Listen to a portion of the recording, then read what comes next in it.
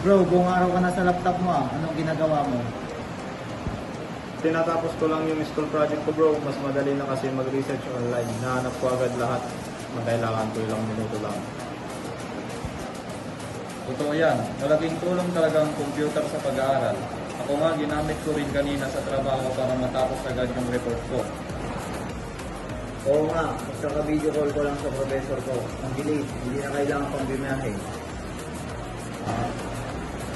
Noong panahon namin, kailangan pa namin pumunta sa library at isulat lahat ng mano-mano.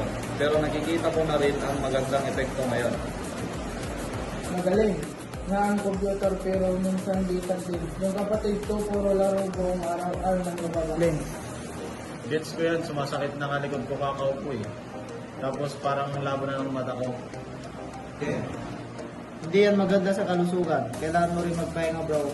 At huwag mo ka rin kalimutan, delikado rin minsan sa internet. Hindi laging safe ang privacy mo. Kaya dapat gamitin natin ng maayos ang computer. Makakatulong siya basta responsable tayo. Subukan ko ulit pagkatapos ng isang